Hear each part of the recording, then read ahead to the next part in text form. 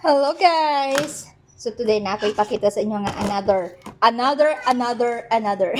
May kamay. kanang nami kwadreya kanang mag-recycle ni siya og kanang mga leftover food. Nindot kay ni siya guys og kanang sa mga mag-uuma ba. Like this one mga leftover food. So kanang mga balat sa mga prutas, mga panis. So amo na gina-save na muna siya. But like this, kanang na yung mga sabaw-sabaw, ilabay ang sabaw. Labay sa narong sabaw, ha? And then, we put it together. So, I show you. So, this is how it looks like. Char. And then, ang among ginahimo ani, nga mga inanis, ginadala na mo dari. Mo niya mong machine. So, mo niya mong machine. Right. So, we open this one. Actually, pwede na siya iabot diri pero di ko ganyan kay magkabulingit man siya. So ako ang ginahimo is ginatanggal na ko ni siya mismo. And then kani siya iabo ni diri ano siya iabo.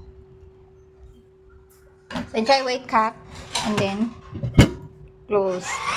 Then ano na siya, mag-recycle na siya din ha. Yan ang galingon. And then ang finished product niya is na diri Tadang!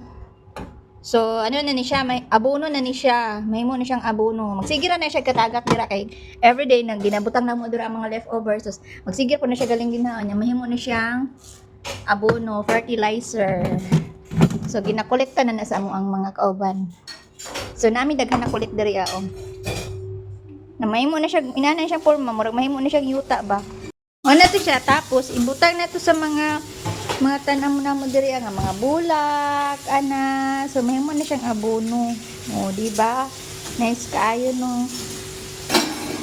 Mana mo adiri so kanang ang mga ginalabay na mo diri is kanang dili na ma-recycle ba pero kanang mga leftover food ginahimo na mo ng fertilizer. Okay. Thank you naka. That's it for today's videos, guys. Sawadee ka.